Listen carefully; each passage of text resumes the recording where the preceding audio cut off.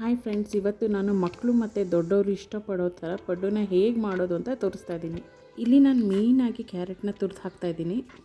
ಅದರ ಜೊತೆಗೆ ಸಣ್ಣಗೆ ಹೆಚ್ಚಿರೋ ಈರುಳ್ಳಿ, ಮೆಣಸಿನ್ಕಾಯಿ, ಕೊತ್ತಂಬರಿ ಸೊಪ್ಪನ್ನು ಮಿಶ್ರಣಕ್ಕೆ ದೋಸೆ ಹಿಟ್ಟನ್ನು ಸೇರಿಸ್ತಾ ಇದ್ದೀನಿ. ಇಲ್ಲಿ ನಾನು ವೆಜಿಟೇಬಲ್ಸ್ನ ಫ್ರೈ ಮಾಡಿದೆ ಡೈರೆಕ್ಟಾಗಿ ಹಾಕಿದ್ದೀನಿ. ಜೊತೆಗೆ ಕ್ಯಾರೆಟಲ್ಲಿರೋ ಹೆಲ್ತ್ ಬೆನಿಫಿಟ್ಸ್ ನಿಮಗೆ ಗೊತ್ತೇ ಇದೆ.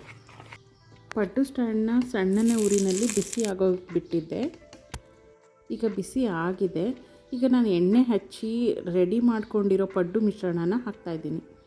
ಮಕ್ಕಳಿಗೆ ದೋಸೆ ಇಡ್ಲಿ ತಿಂದು ಬೋರ್ ಆಗಿದರೆ ಈ ಥರ ಖಂಡಿತ ಒಂದು ಸಲ ಮಾಡಿಕೊಡಿ. ಮೇಲ್ಗಡೆ ಒಂದು ತಟ್ಟೆ ಮುಚ್ಚಿ ಒಂದು 2-3 ನಿಮಿಷ ಬೇಯೋದಕ್ಕೆ ಬಿಡೋಣ.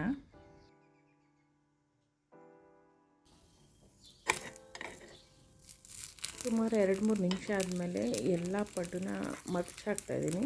ಇದು ಒಂದು ಸೈಡ್ ಬೆಂದಿದೆ.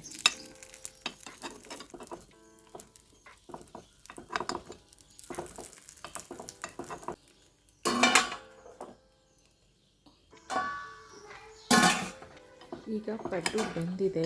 ಒಂದು ಸ್ಪೂನ್ ಸಹಾಯದಿಂದ ನಾನು ಎಲ್ಲ ಪಡ್ಡನ್ನ ಒಂದು ಸರ್ವಿಂಗ್ ಬೌಲ್ಗೆ ಎತ್ತು ಹಾಕ್ಕೋತಾ ಇದ್ದೀನಿ.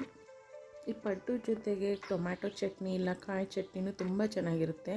ನನ್ನ ಮಕ್ಕಳಂತೂ ಇದನ್ನು ತುಂಬ ಇಷ್ಟಪಟ್ಟು ತಿಂತಾರೆ. ನೀವೊಮ್ಮೆ ಈ ಈಸಿ ರೆಸಿಪಿನ ಟ್ರೈ ಮಾಡಿ ಹೇಗೆ ಬಂತು ಅಂತ ಹೇಳಿ.